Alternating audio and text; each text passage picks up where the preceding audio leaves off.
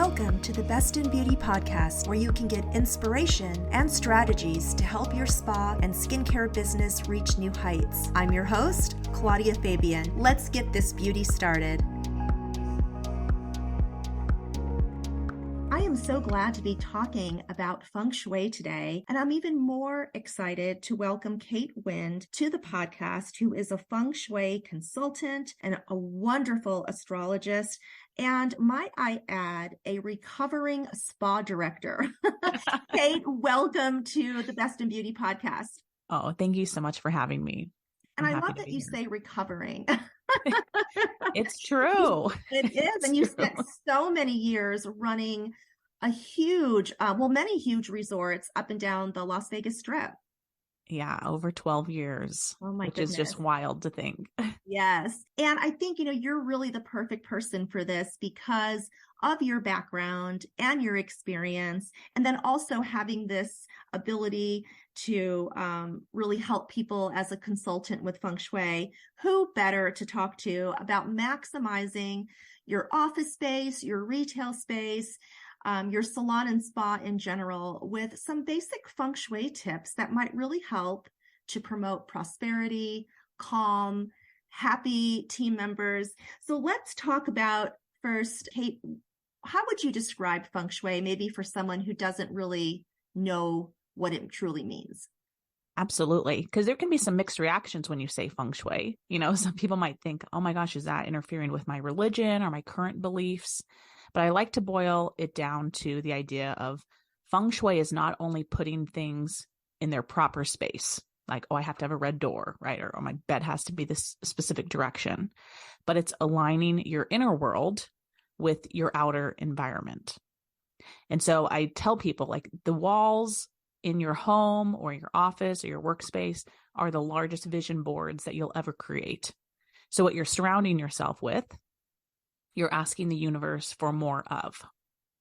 So the idea is to take a critical look at our space and say, is this reflecting what I want in life? And if it's not, then we need to make a change. Very succinct and a very easy way to understand it. And as you're saying this, I'm looking around my space already with like a list of things. I'm like, oh boy, okay. Right, because we've talked no principles, we've talked no elements, we've talked no direction. All we're saying is it aligned with what you want? Love it. Love it. That's really a great way of describing it. And I'm sure I know there's a lot more to it. And, we have limited time today, and I really, and we'll leave all your contact information because I know people might want more information or get a chance to work with you. But let's talk about spa and salon. I mean, again, you have a very extensive background in this area, running the resorts there in Vegas and having to buy multiple brands and, curating a good collection of retail and making it very shoppable and exciting. What are some tips that you can give our listeners that do have retail spaces, big or small, what they can do to maximize that, and what should they be looking for? Absolutely. Well, first off, you bring up a great point of just like spa and salon. Those are two different beasts, if you will, right? And as we get into the Feng Shui principles, there's not really Feng Shui principles that work in both of those spaces, right? The spa is very calm, right? We want to relax people, where the salon really goes against several Feng Shui principles.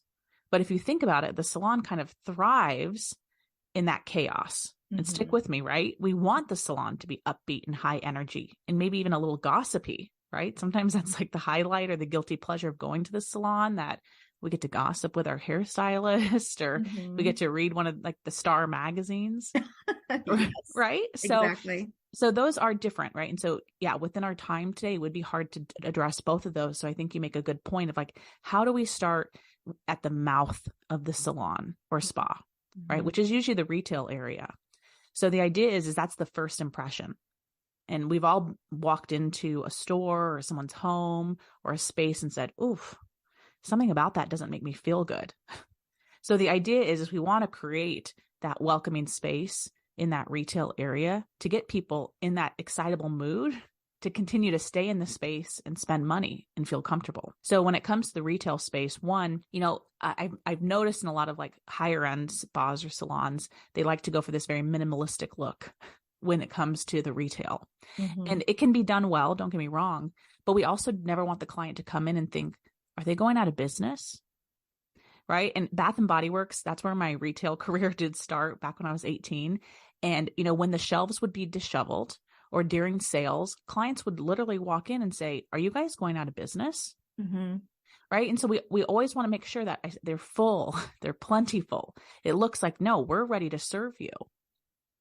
So that's one of the things about the retail is make sure that they're stocked, and any areas that maybe you're missing product lines, or maybe you've been sold out of something and there's some issues with getting the product back in, I would put a crystal there or a little plant or even some signage just to remove any of those holes in the retail space. Okay, so having empty space on a retail shelf would not be good for bringing in and setting the tone for prosperity and Correct. for growth. Yes. Okay. All right. Good. And the other thing is I've noticed this in some retail areas where we get into these, they've set up the shelving so you end up in kind of dead ends. We want to make sure that if we can, to make it so the client can float around the retail space. And so we can do this with incorporating more circular, like etagers or tables or etagers. I might have mispronounced that, but right, we want to create more of like a flowing energy of circles in the space. If there is an area where a client kind of gets stuck, where, they have to turn around in order to get out of the space, we might want to incorporate some mirrors in that area to make it flow a little bit nicer. We want the energy to flow throughout the space without getting stuck. Okay.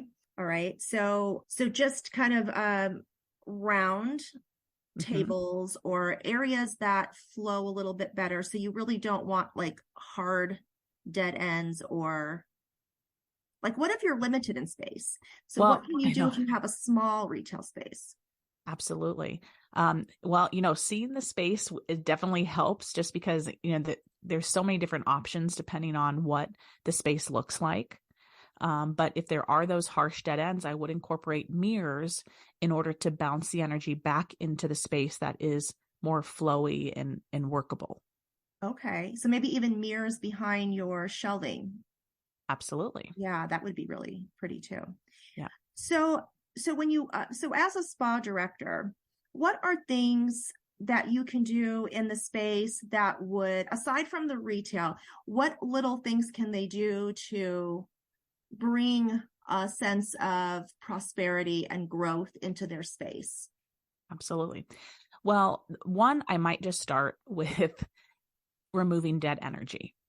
And I know this is going to sound like just decluttering, but stick with me on this one because, I'll pick on the hairstylist for this one, but you have a hairspray that's getting low, right? Maybe there's just like one more usage out of it. And so you go and you stock your station with a new hairspray.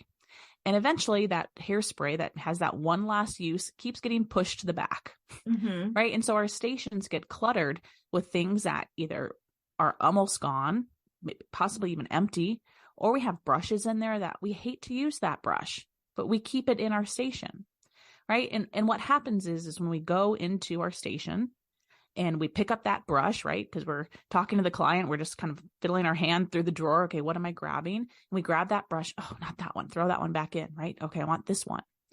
It changes our tone. It changes our energy. So the idea is, do yourself a favor. Remove the dead energy from your space. So whether it's a lotion or a product that you no longer use in the spa area, or it's the bobby pins that you hate in the salon, remove them from your space, because it brings the energy down. And I know that might sound a little bit odd, but think about going into your closet at home and you're looking at these clothes and maybe your clothes don't fit. And now oh my gosh, you're punishing yourself, right? You're like wreaking havoc on, you're not thin enough, or you're not this, or maybe you shouldn't have eaten that. You should have gone to the gym, right? We take ourselves down this negative like rabbit hole. So set yourself up for success in your space by eliminating the clutter. And if it helps, I would say like an affirmation while you're cleaning, because I know some people don't like to clean, or some people are like, not looking forward to that. But set an intention as you're cleaning. For example, I'm making space for more clients. And continue, like say that, repeat that over and over again as you're clearing out your space. I love that. I love that. And that's a really simple thing you can do straight away to start implementing some, really cool feng shui techniques. Absolutely. Mm-hmm. One of the other, I was going to say, what about like the front desk of your retail area? Is there anything that can be done there, or that maybe people should take notice of? Yeah. So, well, I might actually start at the door. Oh, okay. Okay. Just because the reception desk usually is pretty close. I'll touch on the reception desk, but the door, we want to make sure, one, that the door is open well. And I know that might be a silly thing to say, but I've been to places where I thought the doors were locked because they're so hard to get open because of maybe a wind tunnel that's happening. So we want to make sure that the doors open and close with ease. And if not, right, we need to figure out a way to fix it or prop the doors open while the business is open to ensure guests can easily get into the space. If your doors are in working order, I might suggest putting a small door hanger on the inside of the door, something that's going to jingle just a little bit. So when the clients come in, you hear it, right? And we're setting the intention of we're hearing opportunity knocking. And now you can do this at the salon or spa front doors. You could do this on your personal door at home. You could do this on your office door. And we want the hanger to be on the inside, not the outside, right? So when someone comes in, you can hear just that little click or that little dingle, and setting that opportunity for always hearing opportunity knocking. I love that too. That's great. When it comes to the reception desk, and I think the majority of places I have seen are set up like this, but there have been a few where it's not, where we want the receptionist to be facing the door. So when the client comes in, that there is someone facing it. We would never want our back or our side to the door. And the idea is we want to be able to see that opportunity coming, right? We don't want to be blindsided or caught off guard when someone comes into the space. Okay. It puts us in the power. And we can take this from anywhere from the reception desk to the spa director's desk to even what does your desk look like at home? And I'll pick on the ladies for this one, but so often, when I go into home offices, our desks are pushed into the corner and we're facing the wall. And that takes on a look of like, oh, we're the help or we're the secretary. Right. So I want you to take the power position, take control. Think of the president's office, and you can put whatever president you want to in there, right? But their desk is front and center. They're taking the problems on head on, right? We're not being blindsided by things. Okay. So again, you can do that at your front desk. You can do that in your spa office or even at your office at home. Love it. Love it. And speaking of offices, the spa directors or the business owner's office, I mean, sometimes they're really small. They're like little closets. They are. Sometimes they're lucky and they have a nice, beautiful space. But it seems to be, when I've walked in some of these offices, it's like a catch-all. It's like the storage. It is. It's a little intense and cluttered. So what can we do in those spaces? Obviously, it has to sometimes serve as dual purpose. But what can we do there to keep that good energy flowing? And such an important role for running a business and managing a team. So what can we do for the, spa directors? Absolutely. Those desks, I don't think I've come across a good spa director office in Las Vegas, but because you're right, they serve as storage, or maybe you have your assistant in there as well. So one, I would suggest bring in some lighting, like lamps. Don't rely on the overhead lighting. The overhead lighting can create some chaos. And the idea is we're trying to soften the space. So using a desk lamp, and I'm not talking about just like a little desk lamp, right? Maybe even two, to be able to rely on the desk lighting versus the overhead lighting. And who likes fluorescent overhead lighting anyway? I know. It's the worst. It's the absolute worst. It is. And the other thing is, I know there can be this sense of wanting to bring like our personal life into our space. And I'm Yeah. not hating on that, right? But Mm-hmm. the idea is if we're already in a cluttered space, how can we start to remove maybe like the 10 pictures of my children or all the thank you cards that I've received on the wall? Mm-hmm. And again, I'm not putting those down, but when there's so much other stuff going on, we need to control what we can. Mm-hmm. And so eliminating that type of clutter can make the space feel more calm, more soothing, just because there's not as much for the eye to look at. Okay. The other thing that we can do that calms the eye is the eye loves repetition. So if you have artwork in your office, for example, and we have 2 or 3 different artists or 2 or 3 different themes going on, that can be very overwhelming to the eye. So bringing in like a set of 2 or 3 images that all look very similar also helps calm the eye, even amongst the other chaos that maybe is already in the office. Okay. Now, what about then in the office, let's say you removed the, lots of family photos. I mean, yeah, I'm visioning these offices I've walked into with like poster board up there with like contests going on and all of this stuff. What is there any other elements? Like, do you bring in a plant? Do you not bring in more stuff? How do you manage that? Yeah. Every office is unique. And so, I can give some blanket statements, but of course, if we're already dealing with a lot of clutter, I hate to say, okay, let's bring in a crystal or let's bring in a plant. Okay. Or maybe you might say, I kill plants, right? There's no need to bring it in here because there's no natural light and I'm not going to do well with it. So, yes, if your space is maybe just feeling kind of dull, where you're saying, no, I'm trying to bring some liveliness to my office. I don't have a lot of clutter, but I'm not just feeling the energy. Absolutely. Bring in some natural elements like a plant, even if it's fake. Don't overdo it on the fake plants. We don't want 10 fake plants, but 1 is okay. And some crystals just to, again, give the space some natural energy. And why are having more than 1 fake plant, why would that not be a good thing for a space? Just curiosity. Yeah, absolutely. Well, I kind of caution on any plants when we do like a lot of them, just because, we still need to balance out all of the elements. When we're talking about elements in Feng Shui, we have the bagua, which lays over the floor plan. And the baguas, I'm using some technical language here, but it's divided into 9 areas. And each of the areas is defined by different colors and different elements. So the idea with that is to create balance between the elements of wood and earth and metal and water. So when we have an abundance of plants, right, we're giving ourselves an abundance of that wood element. So that's why we don't want to overdo something, because we're putting ourselves out of balance. Even though plants are great, right? Then we're missing, where's the water element coming in? Where's the metal element coming in? Where's the earth?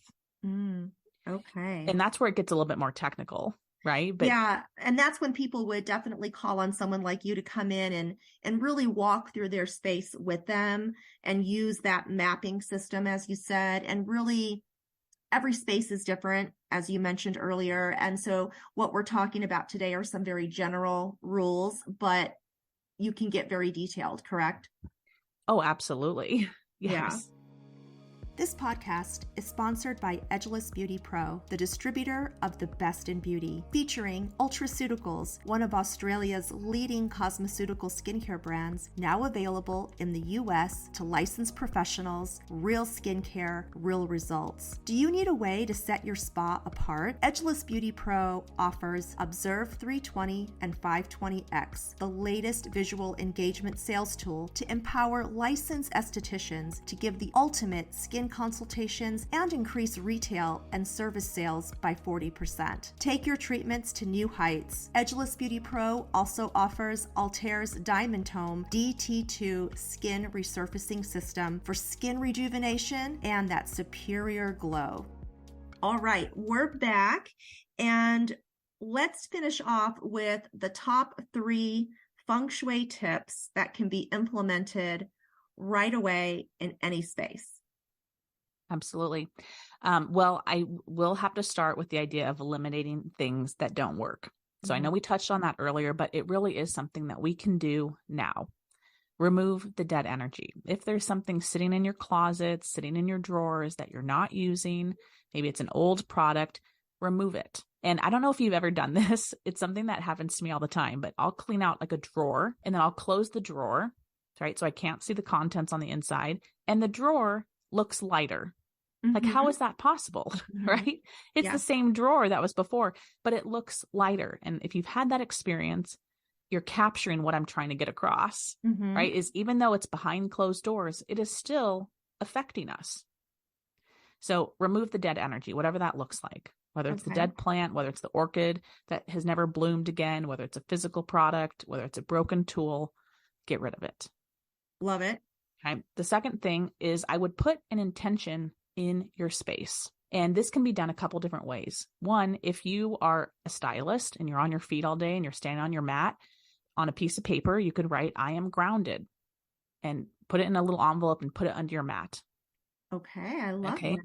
If you're a therapist, you could create an intention and put it in one of the cabinets. But the idea is give your space intention. So often, especially when we show up to the same workplace day in and day out, it can lose its luster, right? Yeah. We forget that we're walking into these beautiful buildings or salons or spas. So give yourself some intention for that space. I love it. So even at the front desk, I'm thinking under your or in one of the drawers, you can put something to do with selling more retail, right? Absolutely. Whatever that intention. What would be a good affirmation? I'm saying it from my sales brain, and that's not sounding as eloquent. So we could do like money flows to us with ease. I love that. Okay. If you want to do that in the reception area. Love it. Yeah. Or even if you're saying, I'm not a great salesperson, but I want to upgrade, maybe if as for a therapist, you could say like, I'm amazing at upgrading. Okay. Love it. it. And the nice thing is you can change these. These are not set in stone. So you can put it in place for a month, see what happens, maybe tweak it, or maybe you have a new goal or direction for the next month. Love it. That's a great tip. And then what's the final thing we can do? The final thing is going to be about money, because we haven't talked about money yet, right? And of course, that is kind of the end goal, is how do we make money? So for the cash tills and I know that's probably becoming almost an outdated term, because I'm sure so many things are being taken with just credit card. But if there's anywhere that money is stored at the spa or salon, go to Michael's or go on Amazon and find some little craft mirrors. I'm saying craft, ones that you glue onto something. They just need to be small. Could even be like a old makeup mirror from a palette or compact. I want you to store it with the money and set the intention of the money amplifying, or the money growing, or the money being duplicated. The idea is we want to grow the money by putting a mirror in with it. So just store it. Right. So the mirror just goes into the safe or into the drawer with the money. Yes. Awesome. I'm going to do that today. Yeah. You can absolutely do that at home where you store your money. And just as a caution, don't store it with your bills, right? We don't want to amplify our bills. We want to amplify the money that's coming in. I love it. These are all great tips, and I know you have so much more to offer. I really highly recommend checking out your website, thekatewind.com. And, you also have an amazing podcast with your mother. You're both astrologists, which I find so fascinating. And it's the Mom and Me Astrology Podcast. It is wonderful. And you always give great tips on a daily basis on your social media as well. So I hope whoever's listening to this will go check those out. And how can people work with you in regards to Feng Shui? Can you do virtual, or does it have to be in person? Absolutely. I do both virtual and in person. So if you're in the Las Vegas or Henderson area, I would come to your space. You just spend about 90 minutes in the space and talk about all the different areas. And then I can also do them virtual via Zoom, FaceTime, or sometimes people just send over pictures if they're struggling just with one area of the space, and we can work on a more kind of pointed area as well. And what kind of differences have you seen? I mean, I'm sure you've worked with spas and then of course, people's personal homes. Like what are there instant shifts when these things happen, or do these things take a little bit of time? Everybody wants instant gratification. What's your take on that? Yeah. I actually have like a document that I keep with all of my feng shui stories Mm-hmm. because I'm like, this would make an incredible book someday, Mm-hmm. just because Uh-huh. they're short stories about how, and I'll just give like a very simple example, like putting Christmas lights on the house or holiday lights on the house, and we're illuminating the house, right? And then clients will say, oh my gosh, within 24 hours, I had a breakthrough. It just was like an aha moment. So it's like we lit up the house, right? And in turn, that brought something to light Mm-hmm. within the Mm-hmm. person. So I sometimes it can love be it. that Mm-hmm. fast Mm-hmm. where it's like 24 hours, the client's already messaging me saying something's happened. I You love know, that. That's especially when it's wonderful. big things, when we're moving a tree or we're putting lights on the house for the first time. Those can be almost immediate. Sometimes if something's been in place for a long time, where I'm in a home and they've lived there for 30 years, sometimes that might take a week to come through just because we have to unwind all that energy. All So just right. like I said, I'm a recovering spa Yeah. director, right? It doesn't, I put my notice in, but it didn't take away all that overnight. Yeah. Yeah. Yeah. Um, Yeah. every day And gets better, I guess, if you will. yes, yes. And I think it's such great, you've lived two different lives. I mean, you've had, your spa director experience, and then now you're, working for yourself, really living your passion with helping others with, their homes with feng shui or with their lives with astrology. So it's just, my hat's off to you. I think that is incredible. Thank you. I Yeah. appreciate that. And I appreciate you being on our podcast and giving us some tips. And again, if you want to work with Kate or you want more information, all of her social media handles and website will be in our show notes. And Kate, thanks so much. And cheers to a prosperous 2023. Yes, thank you. Thanks so much for joining us today. If you would like to continue the conversation, be sure to connect with us on Facebook, Instagram, and on LinkedIn. If you would like more information on Edgeless Beauty Pro and our brands, please connect with us at edgelessbeautypro.com and get our education and event calendar. Sign up to get connected with one of our account executives to see if our brands are a right fit for your business.